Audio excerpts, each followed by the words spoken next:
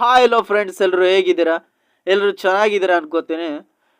ರೇಖಾಚಿತ್ರಂ ಅನ್ನೋ ಸಿನಿಮಾ ಮಲಯಾಳಂ ಇಂಡಸ್ಟ್ರಿಯಲ್ಲಿ ದೊಡ್ಡ ಮಟ್ಟದ ಕಲೆಕ್ಷನ್ನ ಮಾಡಿದಂಥ ಸಿನಿಮಾ. ಒಂದು ಒಳ್ಳೆ ಸಸ್ಪೆನ್ಸ್ ಥ್ರಿಲ್ಲರ್ ಅಂತ ಅನ್ಸ್ಕೊಂಡು ಈಗ ತಾನೇ ರೀಸೆಂಟಾಗಿ ಸೋನಿ ಲಿವಲ್ಲಿ ಓ ಟಿ ಟಿಲಿ ಸ್ಟ್ರೀಮ್ ಆಗಿದೆ. ನಾನು ಕನ್ನಡ ಭಾಷೆಯಲ್ಲೇ ನೋಡ್ಕೊಂಡು ಬಂದೆ. ಹೇಗಿದೆ ಅಂತ ಈ ಒಂದು ವಿಡಿಯೋದಲ್ಲಿ ತಿಳಿಸ್ಕೊಡ್ತೀನಿ, ಅಂದರೆ ರಿವ್ಯೂ ಮಾಡ್ತೀನಿ. ಮೊದಲನೇದಾಗಿ ಈ ಒಂದು ಸಿನಿಮಾದ ಕಥೆಯ ವಿಷಯಕ್ಕೆ ಬಂದರೆ, ರೇಖಾಚಿತ್ರಂ ಅನ್ನೋ ಚಿತ್ರದ ಕತೆ ಶುರು ಆಗುವುದೇ 1985ರಲ್ಲಿನ ಮಮ್ಮೂಟಿ ನಾಯಕನಾಗಿ ನಟಿಸಿದಂಥ ಕಾತೋಡು ಕಾತೋರಾಮ್ ಚಿತ್ರದ ಶೂಟಿಂಗ್ ಸಮಯದಲ್ಲಿ ರೇಖಾ ಮಮ್ಮೂಟಿಯ ಅಪ್ಪಟ ಅಭಿಮಾನಿಯಾಗಿರ್ತಾರೆ. ಮಮ್ಮೂಟಿ ಜೊತೆ ಸಿನಿಮಾ ಮಾಡಬೇಕೆಂದು ಜೂನಿಯರ್ ಆರ್ಟಿಸ್ಟ್ ಆಗಿ ಬಣ್ಣ ಹಚ್ತಾರೆ.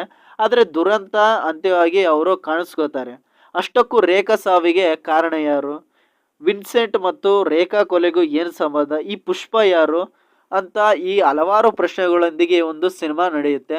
ಆದರೆ ಈ ಒಂದು ಸಿನಿಮಾದ ಕಥೆಯ ಇನ್ವೆಸ್ಟಿಗೇಟ್ ಸ್ಟಾರ್ಟ್ ಆಗೋದು ಅಂದರೆ 40 ಇಯರ್ಸ್ ಹಿಂದೆ ಇರೋವಂಥ ಒಂದು ಕೊಲೆಯ ರಹಸ್ಯವನ್ನು ಭೇದಿಸುವಂಥ ಒಬ್ಬ ಪೊಲೀಸ್ ಅಧಿಕಾರಿ ಯಾವ ರೀತಿ ಆ ಒಂದು ಸಾವಿಗೆ, ಆ ಒಂದು ಕೊಲೆಗೆ ಇನ್ವೆಸ್ಟಿಗೇಟ್ ಮಾಡ್ತಾನೆ, ಯಾವ್ಯಾವ ರೀತಿಯ ತಿರುವು ಪಡ್ಕೊಳ್ಳುತ್ತೆ, ಅದು ಯಾರು ಮಾಡಿದ್ರು, ಯಾವ ಕಾರಣಕ್ಕೆ, ಹೇಗೆ ಹುಡುಕ್ದ ಅನ್ನೋದೇ ಈ ಒಂದು ಸಿನಿಮಾದ ಕತೆ ಅಂತಲೇ ಹೇಳ್ಬೋದು. ಇದು ಒಂದು ಒಳ್ಳೆ ಇಂಟ್ರೆಸ್ಟಿಂಗ್ ಕತೆ ಅಂತಲೇ ಹೇಳ್ಬೋದು. ಯಾಕೆಂದರೆ 40 ವರ್ಷಗಳ ಹಿಂದಿನ ಒಂದು ಸಾವಿಗೆ ಕಾರಣ ಯಾರು ಅಂತ ತಿಳ್ಕೊಳ್ಳೋದು ಮತ್ತು ಅದನ್ನು ಇನ್ವೆಸ್ಟಿಗೇಟ್ ಮಾಡೋದು ನಮಗೆ ನೋಡೋವಂಥ ಆಡಿಯನ್ಸ್ಗೆ ತುಂಬಾ ಥ್ರಿಲ್ಲಿಂಗ್ ಫೀಲ್ ಕೊಡುತ್ತೆ ಅಂತಲೇ ಹೇಳ್ಬೋದು. ಹಾಗಾಗಿ ಈ ಒಂದು ಸಿನಿಮಾದ ಕಲಾವಿದರ ವಿಷಯಕ್ಕೆ ಬಂದರೆ, ಮೇನ್ ಕ್ಯಾಸ್ಟಲ್ಲಿ ಆಸಿಫ್ ಅಲಿ, ಆಮೇಲೆ ಅನುಸ್ವರ ರಾಜನ್, ಮನೋಜ್ ಕೆ ಜೈನ್ ಆ್ಯಂಡ್ ಹರಿಶ್ರೀ ಅಶೋಕಲ್ ಅವರು ಇದ್ದಾರೆ ಅಂತಲೇ ಹೇಳ್ಬೋದು. ಈ ಒಂದು ಸಿನಿಮಾನ ಡೈರೆಕ್ಟ್ ಮಾಡಿರೋದು ಜಾಫಿನ್ ಟಿ ಚಾಕೋ ಅನ್ನೋರು ಡೈರೆಕ್ಟ್ ಮಾಡಿದ್ದಾರೆ. ಮತ್ತು ಈ ಒಂದು ಸಿನಿಮಾನ ಪ್ರೊಡ್ಯೂಸ್ ಮಾಡಿರೋದು ಕಾವ್ಯ ಫಿಲ್ಮ್ಸ್ ಆ್ಯಂಡ್ ಆಯಂಗ ಮೀಡಿಯಾ ಅಂತಲೇ ಹೇಳ್ಬೋದು. ಹೀಗಾಗಿ ಒಂದು ಸಿನಿಮಾ ಒಳ್ಳೆಯ ಒಂದು ಇನ್ವೆಸ್ಟಿಗೇಟ್ ಥ್ರಿಲ್ಲರ್ ಸಿನಿಮಾ ರೀತಿ ಕಾಣಿಸ್ಕೊಳ್ಳುತ್ತೆ. ನಮಗೆ ಪ್ರತಿಯೊಂದು ಸೀನಲ್ಲೂ ಕೂಡ ಬೇರೆ ರೀತಿಯ ಸೀಟ್ ಎಡ್ಜ್ ಅನ್ನೋ ರೀತಿಯಲ್ಲಿ ಇರುತ್ತೆ ಅಂತಲೇ ಹೇಳ್ಬೋದು. ಈ ಒಂದು ಸಿನಿಮಾದ ಮೇನ್ ಹೈಲೈಟೇ ಈ ಒಂದು ಸಿನಿಮಾದ ಸ್ಟೋರಿ ಅಂತಲೇ ಹೇಳ್ಬೋದು.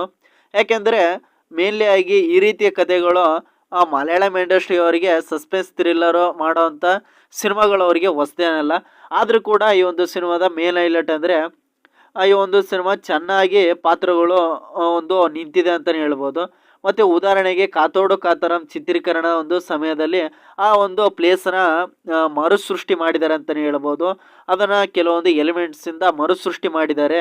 ಹೀಗಾಗಿ ಆ ಒಂದು ನಿರ್ದೇಶಕ ಭರತನ್ ಮತ್ತು ಚಲನಚಿತ್ರ ನಿರ್ಮಾಪಕ ಕಮಲ್ ಅವರು ಈ ಚಿತ್ರದಲ್ಲಿ ಕಾಣಿಸ್ಕೊಳ್ಳೋದು ನೋಡೋವಂಥ ಆಡಿಯನ್ಸಿಗೆ ತುಂಬಾ ಖುಷಿಯಾಗುತ್ತೆ ಅಂತಲೇ ಹೇಳ್ಬೋದು. ಮತ್ತು ಚಿತ್ರೀಕರಣ ಸಮಯದಲ್ಲಿ ನಡೆದಂಥ ಕೆಲವೊಂದು ಘಟನೆಗಳನ್ನು ಸಹ ಚೆನ್ನಾಗಿ ರೂಪಿಸಲಾಗಿದೆ ಅಂತಲೇ ಹೇಳ್ಬೋದು.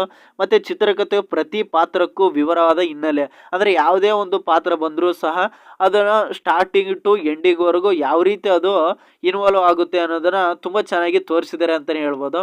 ಯಾಕೆಂದರೆ ಬರೀ ಇನ್ವೆಸ್ಟಿಗೇಟ್ ಪಾತ್ರ ಅನ್ನೋದೇ ಅಲ್ಲಿ ಬಂದು ಮತ್ತೆ ಅಲ್ಲೇ ಕಟ್ ಆಫ್ ಆಗಿಲ್ಲ.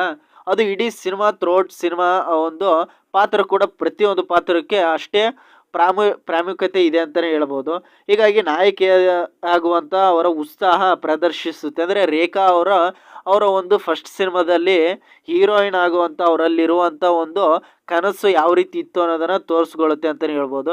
ಹೀಗಾಗಿ ನೋಡೋವಂಥ ಆಡಿಯನ್ಸ್ಗೆ ತುಂಬಾ ಸಸ್ಪೆನ್ಸ್ ಆಗಿ ಥ್ರಿಲ್ಲರ್ ಆಗಿ ನಡೆಯುವಂಥ ಈ ಸಿನಿಮಾ ತುಂಬಾ ಇಷ್ಟ ಆಗುತ್ತೆ ಅಂತಲೇ ಹೇಳ್ಬೋದು. ಫಸ್ಟ್ ಹಾಫ್ ಕೂಡ ತುಂಬಾ ರೋಮಾಂಚನಕಾರಿಯಾಗಿ ಇದೆ ಅಂತಲೇ ಹೇಳ್ಬೋದು. ಆ ರೀತಿಯಲ್ಲಿ ಒಂದು ಸಿನಿಮಾ ಕಾಣಿಸ್ಕೊಳ್ಳುತ್ತೆ. ಮತ್ತು ಅನುಸ್ವರ ರಾಜನ್ ಅವರ ಅಭಿನಯ, ಅವರ ಆ್ಯಕ್ಟಿಂಗ್ ಕೂಡ ತುಂಬಾ ಹೈಲೈಟ್ ಆಗುತ್ತೆ ಈ ಒಂದು ಸಿನಿಮಾದಲ್ಲಿ ಅಂತಲೇ ಹೇಳಬಹುದು. ಇಷ್ಟ ಆಗಿತ್ತು ಈ ಒಂದು ಸಿನಿಮಾದ ಪಾಸಿಟಿವ್ ಪಾಯಿಂಟು. ಮತ್ತು ಈ ಒಂದು ಸಿನಿಮಾದ ನೆಗೆಟಿವ್ ವಿಷಯಕ್ಕೆ ಬಂದರೆ, ರೇಖಾಚಿತ್ರಮು ಕೆಲವೊಂದು ಸನ್ನಿವೇಶಗಳಲ್ಲಿ ಕತೆ ಸ್ವಲ್ಪ ನಮಗೆ ಬೋರಿಂಗ್ ಅನಿಸೋ ರೀತಿ ಮಾಡುತ್ತೆ ಅಂತಲೇ ಹೇಳ್ಬೋದು. ವಿಶೇಷವಾಗಿ 40 ವರ್ಷಗಳ ಹಿಂದಿನ ಆ ಒಂದು ಅಪರಾಧದ ತನಿಖೆ ಕೇವಲ ಅಸ್ಥಿ ಪಂಜರದಂತೆ ಇರುತ್ತೆ ಅಂತಲೇ ಹೇಳ್ಬೋದು. ಯಾಕೆಂದರೆ ಅಲ್ಲಿ ಎವಿಡೆನ್ಸು ಓನ್ಲಿ ಅಸ್ಥಿ ಪಂಜರ ಆಗಿರುತ್ತೆ. ಈ ಒಂದು ಕಾರಣಕ್ಕೆ ಇಲ್ಲಿ ಕೆಲವು ಆಘಾತಗಳು ಮತ್ತು ರೋಮಾಂಚನಗಳಿವೆ. ಆದರೆ ಯಾವ ರೀತಿ ಆ ಒಂದು ಟ್ವಿಸ್ಟ್ ಆ್ಯಂಡ್ ಟರ್ನ್ಗಳು ಆಗುತ್ತೆ ಅನ್ನೋದನ್ನು ಈ ಒಂದು ಸಿನಿಮಾದಲ್ಲಿ ತೋರಿಸ್ಕೊಡುತ್ತೆ. ಮತ್ತು ಮೇನ್ಲಿ ಆಗಿ ಕೆಲವೊಂದು ವಿಷಯನ ಹೇಳಿದಾಗ ಇದು ಸ್ವಲ್ಪ ಸ್ಪಾಯ್ಲರ್ ಆಗುತ್ತೆ.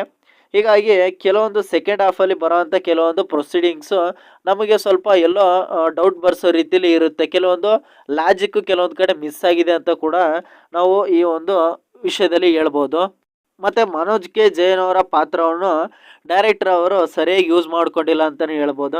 ಯಾಕೆಂದರೆ ಅವರ ಕೆಲವೊಂದು ಒಂದು ಭಯ ಆ ಒಂದು ರೀತಿಲಿ ಇದೊಂದು ಅವರ ಪಾತ್ರನ ಫುಲ್ಲು ಥ್ರೂಔಟ್ ಸಿನಿಮಾ ಯೂಸ್ ಮಾಡಿದ್ದಾರೆ ಅಂತಲೇ ಹೇಳ್ಬೋದು.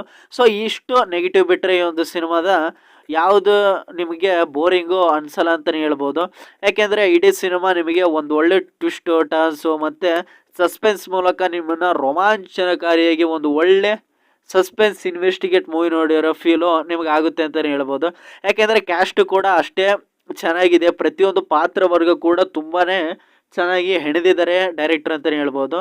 ಸೊ ಇಷ್ಟ ಆಗಿತ್ತು ರೇಖಾ ಚಿತ್ರಮನ್ನು ಈ ಒಂದು ಸಿನಿಮಾದ ರಿವ್ಯೂ.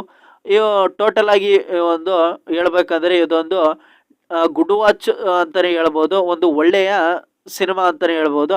ಹೀಗಾಗಿ ಬೆಸ್ಟ್ ಥ್ರಿಲ್ಲರು ಹೌದು ಅಂತಲೇ ನಾನು ಹೇಳ್ತೀನಿ. ಸೊ ಇಷ್ಟ ಆಗಿತ್ತು ಈ ಒಂದು ಸಿನಿಮಾದ ರಿವ್ಯೂ. ನನ್ನ ಚಾನಲ್ನ ಸಬ್ಸ್ಕ್ರೈಬ್ ಮಾಡಿ, ಲೈಕ್